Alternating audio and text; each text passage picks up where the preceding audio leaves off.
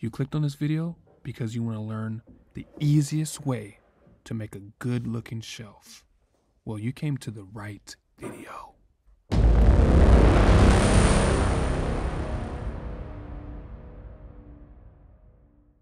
Here's a quick visual. I got 2 pieces of plywood. I'm going to make a skeleton for it. Put it in there. The back is going to be exposed, but I'm going to have to route the back to make it a little bit bigger to fit the brackets. The brackets are going to go nice and snug in there, and the back should be just like that. But wait, I have this exposed outside. I'm going to make it look like this. Now the bracket I'm going to use is from Shelfology. They have amazing brackets. This bracket, I specifically picked it up because it was on clearance. So the first thing I'm going to do is measure the support. So you can see here that it's 3/4 inch. I want that to fit in this gap here. So that means that hole needs to be 3/4 inch. Now also there's a backing to it. It's 1.5 inches. I need to make space in the back using a router so that I can fit snug in the back. How many times am I going to say the back? Goodness. What I'm using for the shelf is 3/4 inch plywood. This plywood has a white oak veneer on it. You can buy that at a lumber store. You will not find that at Home Depot. Now I'm going to take that sheet over to my table saw and cut 4 different pieces. Top of the shelf, the bottom of the shelf, and then the skeleton, which is that green part in the visual that I showed you. Top, bottom, skeleton here. But wait, I'm going to cut that into 2 pieces. At what size? 3/4 inch, because that matches the support size. I want it to be nice and snug. So here, I'm just going to cut the 3/4 inch pieces without cutting my fingers. Should be good to go. Let's check out how close I got. Hey, yeah, I'm there. So now that I have my skeleton, I'm going to put that skeleton in between the 2 shelves, the top and the bottom, laying down that face, adding some wood glue on there. Now, you can use some clamps and let that dry, but I'm lazy. I'm going to go ahead and pin that in, and you don't want to watch me pin that in, so let me fast forward it. Pink, pink, pink, pink, pink, pink. And now we need the sides. So I'm going to take that second piece that I cut and cut it down to size. Got to make sure it's going to fill that full gap. You'll find out why later.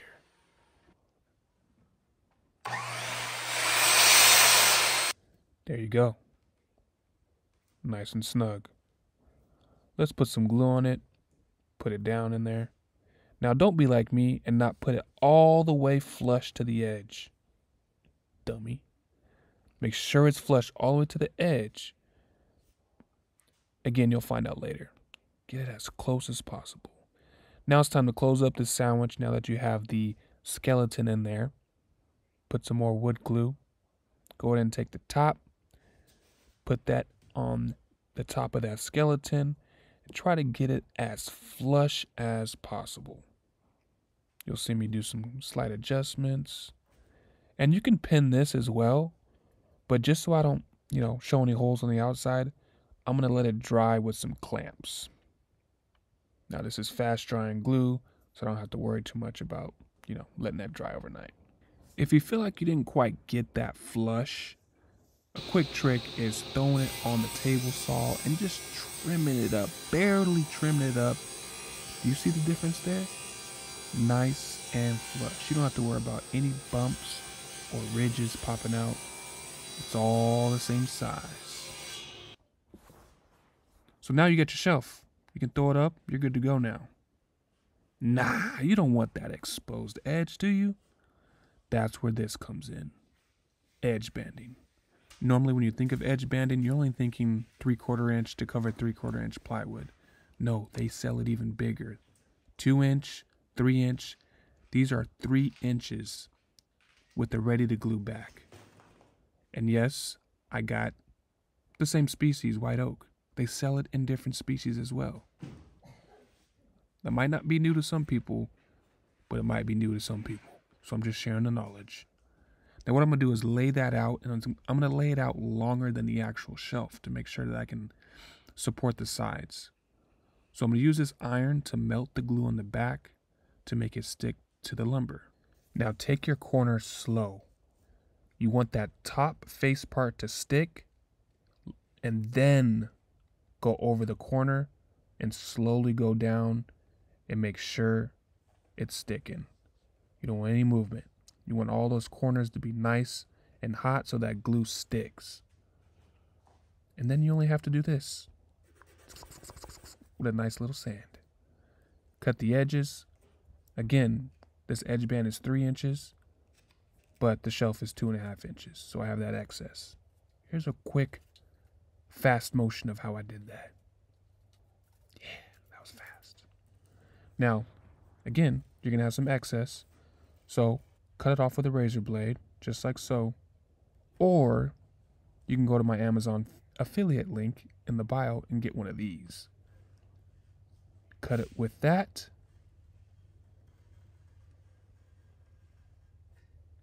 Go back with the other side, give it even more of a cleanup, and come back with your sander, sand those edges nice and smooth, and voila, you got yourself a shelf.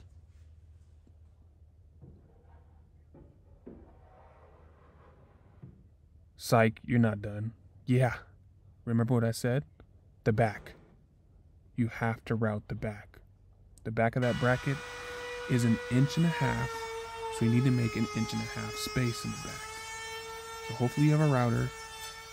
Most routers come with this little support here to where you can adjust it to the size that you want, but make sure that you end up with a little bit more than 1.5 inches in the back. So now when you slide it on, bam, right over that bracket. Nice and flush to the wall. You get yourself a beautiful shelf. Now, I didn't sand it completely, but you can finish this, put a finish on top of it, make it natural. You can stain it. You can do whatever you want. The point of this video was to show you a very easy way to make good looking shelves. Without any special techniques or miter folds, you're just cutting a few pieces and putting the edge band on it. And yes, the supports support. That's their job, okay? Go to Shelfology and get some and make yourself some shelves.